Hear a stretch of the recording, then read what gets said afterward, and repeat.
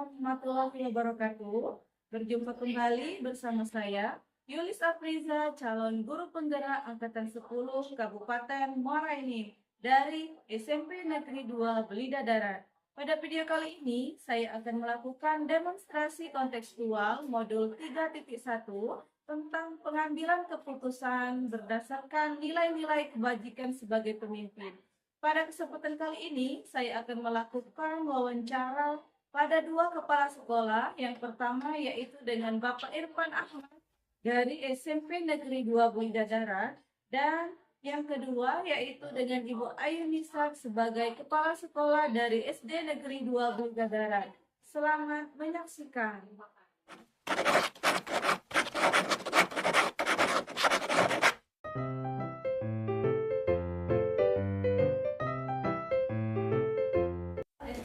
Waalaikumsalam. Apa kabar hari ini, Pak? Sangat baik.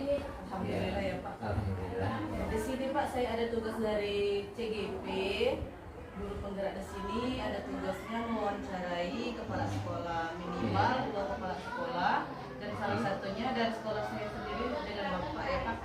Jadi saya akan mewawancarai tentang rujukan moral dan dilema etika.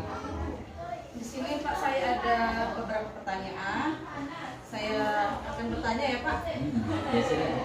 Pertanyaan saya pertama ini, selama ini Pak, bagaimana Anda dapat mengidentifikasi kasus-kasus yang merupakan dilema etika atau rujukan moral?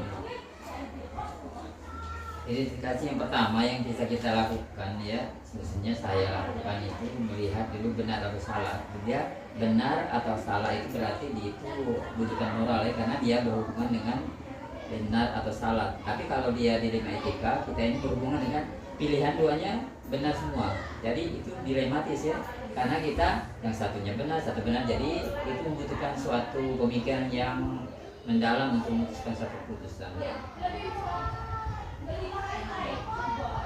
Yang pertanyaan selanjutnya, Pak, selama ini kira-kira bagaimana Anda menjalankan pengambilan keputusan di sekolah Anda, terutama untuk kasus-kasus di mana ada dua kepentingan yang sama-sama benar atau sama-sama mengandung nilai kebijakan? Yang paling pertama kita itu pengumpulan fakta terlebih dahulu, pengumpulan faktanya ya, siapa yang terlibat, kemudian analisa siapa yang benar, yang salah, kemudian baru memutuskan suatu keputusan. Dan itu membutuhkan banyak pihak yang mendukung untuk suatu keputusan, karena ini bukan keputusan yang mudah bagi dilema etika.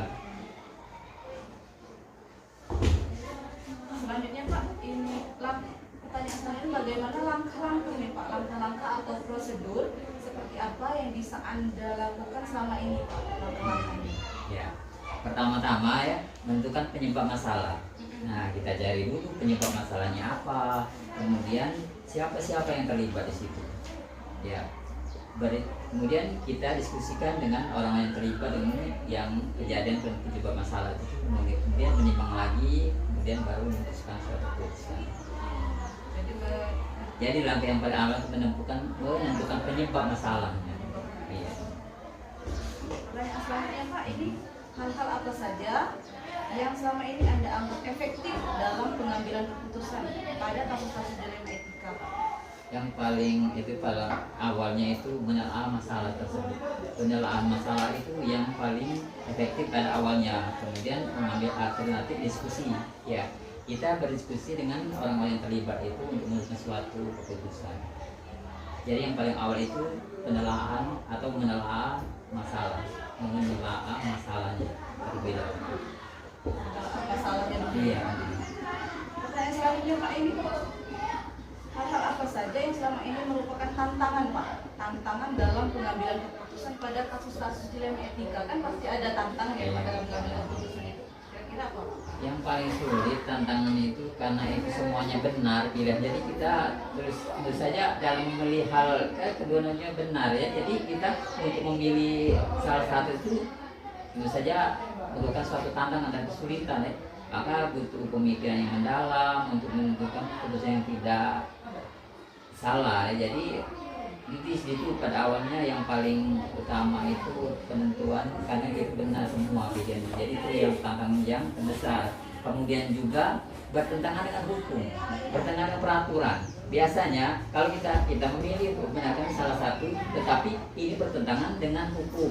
Ya, contohnya misalnya kita membenarkan anak yang nyontek ya, karena mungkin saja kita bisa usahakan untuk menghukum dia. Cuma pada sisinya kita mau memberi dia kesempatan untuk dia berubah. Nah, jadi itu kan dilema kita. Nah, itu jadi dua kepentingan ya. Jadi peraturan bahwa anak sekolah itu tidak boleh mencontek ya. Kemudian juga ada melanggar prinsip keadilan. Biasanya kita itu dalam menentukan sesuatu ada salah satu pihak yang seperti dianemaskan. Nah, jadi itu mungkin saja ada salah satu pihak yang berpikir begitu ya. Jadi prinsip keadilan. Jadi tantangan Israel itu ya. Iya. Yang pertanyaan selanjutnya Pak, apakah Anda memiliki sebuah tata kala atau jadwal tertentu dalam sebuah penyelesaian kasus dilema etika? Apakah Anda langsung menyelesaikan di tempat atau memiliki sebuah jadwal tertentu untuk menyelesaikan masalah tersebut? Nah, bentuk atau prosedur seperti apa yang Anda jalankan, Pak? Penentuan tata kala itu tergantung besar kecilnya atau berat tidaknya permasalahan tersebut ya. Kalau misalnya permasalahan itu agak ringan, mungkin bisa diselesaikan pada saat itu juga, atau juga melihat urgenitasnya atau kepentingannya. Kalau dia bisa mendesak, dia kita selesaikan pada saat itu juga, kita selesaikan pada saat itu juga. Tapi kalau skalanya lebih besar, biasanya dia butuh jadwal tertentu atau waktu yang lebih panjang. Berarti tergantung masalahnya. Iya, Pak. tergantung besar kecil masalah. Selanjutnya Pak, ini adakah seseorang atau faktor apa yang selama ini mempermudah atau membantu Anda dalam pengambilan keputusan dalam kasus-kasus dilema etika? Kalau saya, karena saya lebih beratkan dengan kolaborasi, kerjasama dan masukan-masukan dari semua warga sekolah. Jadi terutama itu yang paling penting itu, yang utama bagi saya itu warga sekolah dulu, kemudian orang tua, siswa, kemudian pemangku kepentingan yang lain. Juga yang orang-orang yang terlibat dengan permasalahan tersebut, yang lebih dekat dengan terlibat dengan masalah tersebut. Ya.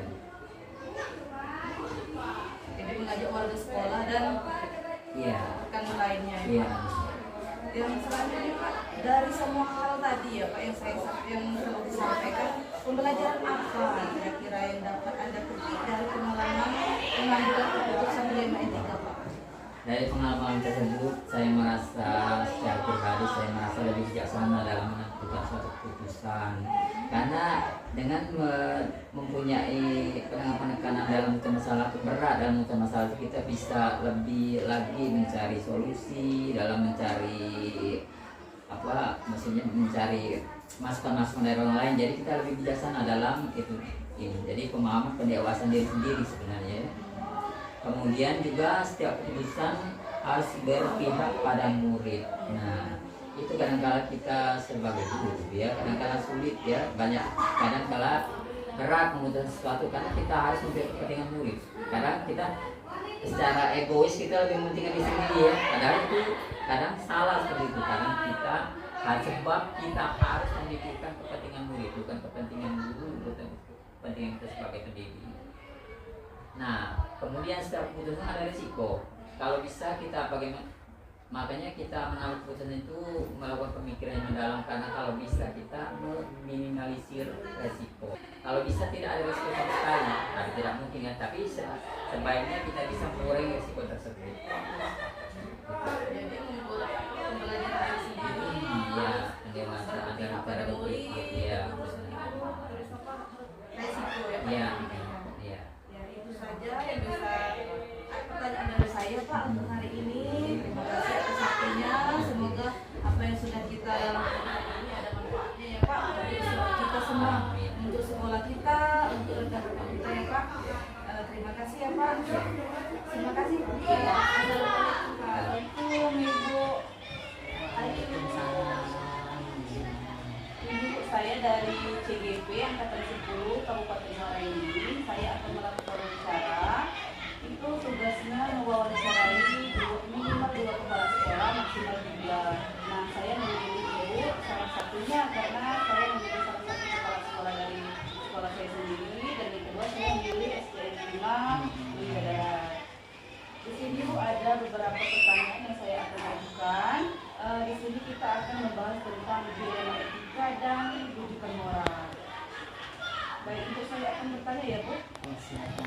pertanyaan yang pertama nih Bu. Selama ini bagaimana Anda mengidentifikasi masalah-masalah yang merupakan dilema etika atau bujukan moral Bu?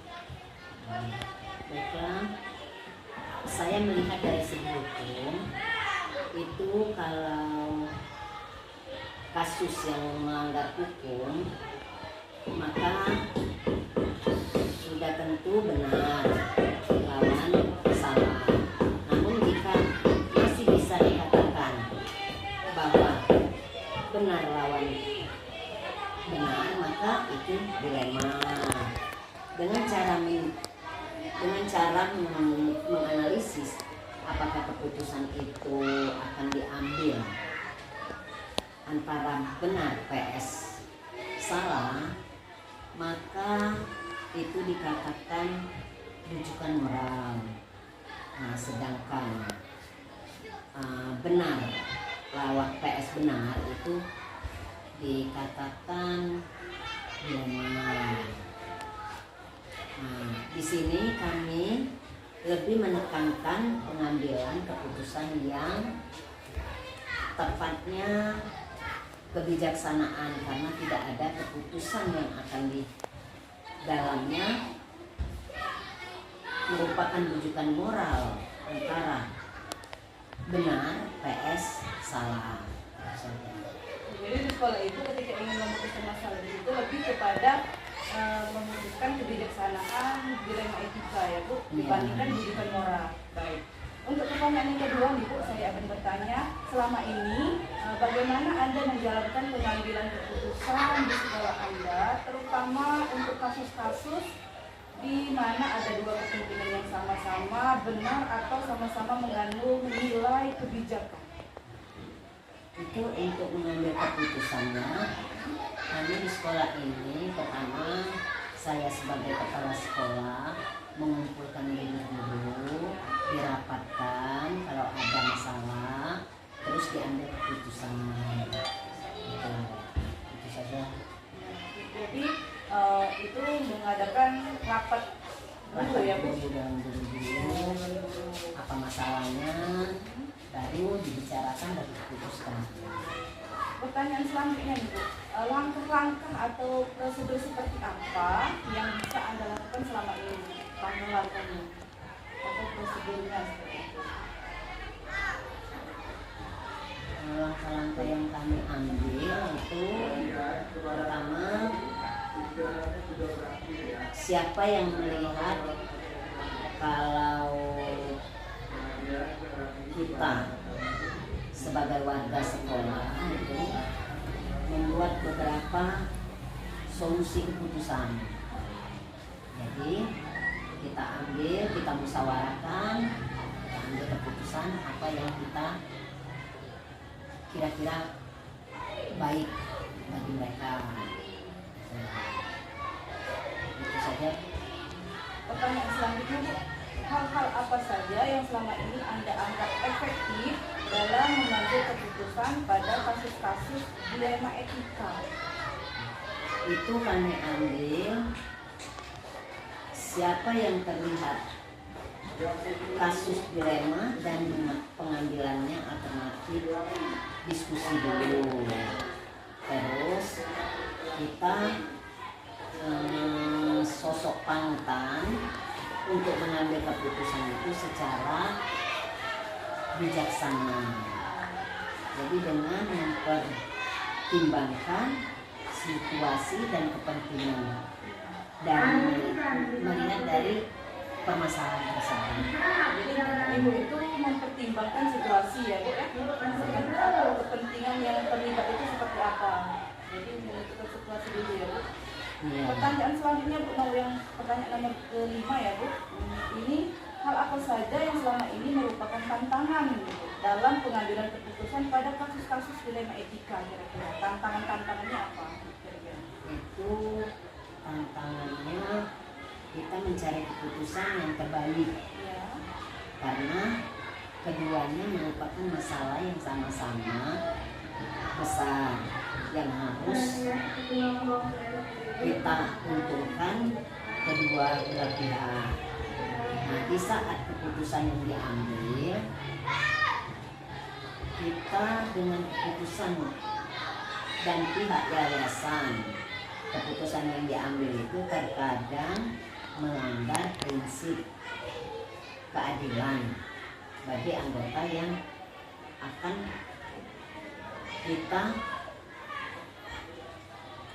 kita perlakukan yang istimewa dari pihak pemberian keputusan.